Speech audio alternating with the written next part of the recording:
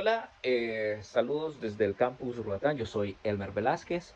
Eh, Bienvenidos a esta exposición sobre las corrientes de la filosofía del derecho.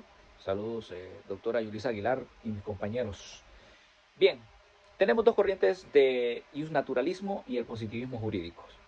Ambos corrientes siguen presentes en la práctica jurídica actual, influyendo en las legislaciones, la interpretación judicial y el diseño constitucional. También ha influido en los sistemas jurídicos actuales, especialmente en América Latina, que muestran que ninguna de estas posturas ha sido superada por completo. Conviven, se complementan y en ocasiones entran en tensión, ¿verdad? Es como un adelanto sobre el tema del justnaturalismo y el positivismo jurídico. ¿Dónde nace el justnaturalismo? Nace en Grecia, en Roma, con Platón, con Aristóteles. Platón sostuvo que la justicia es una idea suprema y eterna.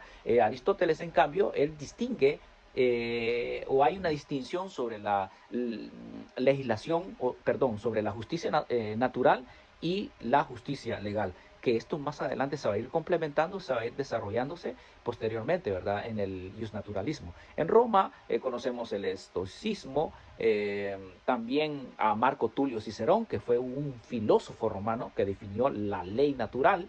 También está el justnaturalismo cristiano y medieval. En este caso se conoce al obispo San Agustín en los años 354 después de Cristo, ¿verdad? También a Tomás Aquino en 1225, que fue un teólogo con esta figura filosófica. Él armonizó la fe cristiana con la razón, conocida por la mención de las leyes eternas, las leyes humanas, las leyes divinas y las leyes reveladas. Y todo esto se centra en que la ley humana debe orientarse al bien común, o sea que tiene que ser equitativo y proporcional. Aquí va agarrando forma el justnaturalismo, ¿verdad? En el justnaturalismo moderno pasa por el derecho natural de origen divino a un derecho natural fundamentado en la razón humana. Aquí se conoce a Hugo Orosio, a Thomas Hobbes, a John Locke, filósofos ingleses, a Hugo Orosio, que fue un jurista holandés, y también a Rousseau, Jean-Jacques Rousseau, en 1712, ¿verdad? Que fue un filósofo suizo-francés, en la cual pues aquí habla sobre los contratos sociales. Su obra, que fue bastante nominada y bien reconocida en este caso, pues también criticó severamente a Hobbes y a John Locke, ¿verdad? Tenemos el justnaturalismo contemporáneo, donde se dan posteriormente, después de la Revolución Francesa, el positivismo jurídico, ¿verdad? Aquí nace el positivismo jurídico en los siglos entre 19 y 20, ¿verdad? La crisis del positivismo estricto surge a raíz de lo siguiente: las leyes de Nuremberg, que eran formalmente válidas, pero profundamente injustas. Aquí el renacimiento del justnaturalista, los juicios de Nuremberg en 1946 aplicaron principios de justicia universal que estaban más allá de la legalidad alemana. En este caso, también en 1948 nacen los derechos humanos, ¿verdad? Se conoce también a John Finney en 1980, que fue un filósofo jurídico que adjudicó también varios trabajos, y aquí pues formula que reconstruye el derecho natural a partir de los bienes humanos básicos: vida, conocimiento, sociabilidad, juegos, experiencia, estética, razonabilidad práctica y religión, ¿verdad? Y los principios de la razón práctica. Sobre el positivismo jurídico, sobre sus orígenes, nace sobre en sí cuando se da la crisis del naturalismo clásico, ¿verdad? Se consolida el Estado moderno, y el positivismo se ve influenciado por el empiricismo y el cienticismo que corresponde al pensamiento ilustrativo y positivista planteado por Augusto Comte, ¿verdad? Sus primeras formulaciones se dan con Jeremy Bentham en 1748, John Austin en 1790 También hubo unos desarrollos en el siglo XIX y XX con Hans Kelsen, que fue y conocido como el normativismo formalista, con Hark en 1907 también con el positivismo analítico más flexible. Y sobre el contexto latinoamericano, pues, ¿qué podemos decir sobre el positivismo jurídico? Pues en el siglo XIX se da en Chile, Argentina en 1906, en Honduras, y una gran inspiración también sobre el modelo francés, que reflejaron un espíritu positivista, ¿verdad? Um, Podemos dar unos ejemplos, por ejemplo, en el positivismo jurídico, que nos da el contenido sobre una ley de impuesto injurista, eh, una ley de impuesto injusta que es válida. Y bien, aquí viene lo más importante. Digamos, el fundamento de validez del derecho del naturalismo.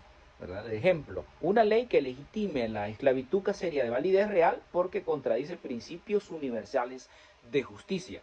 Mientras que en el positivismo jurídico, una ley de impuesto, por ejemplo, es injusta, es válida jurídicamente si fue aprobada por el Congreso y conforme a los procedimientos establecidos, ¿verdad?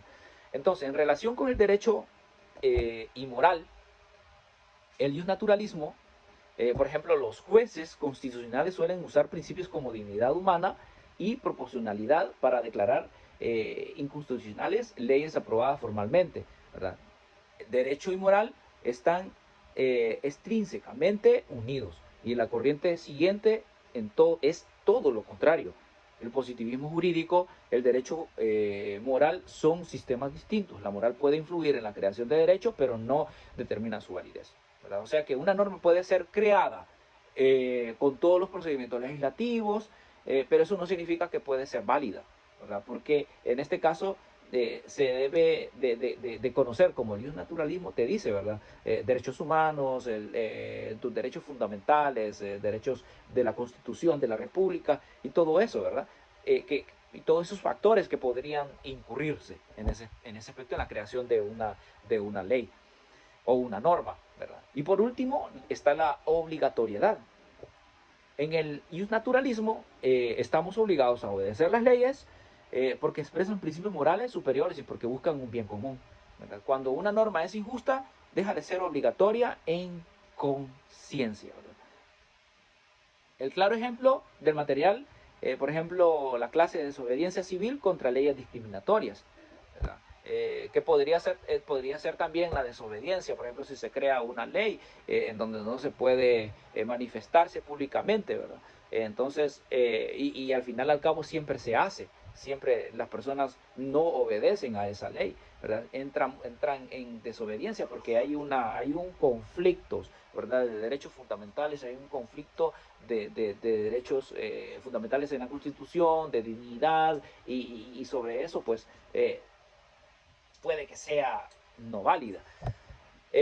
Como conclusión, muchos juristas tienen en relacionar el naturalismo y el positivismo con un enfoque híbrido, es bastante, se relaciona muchísimo y los juristas, ¿verdad?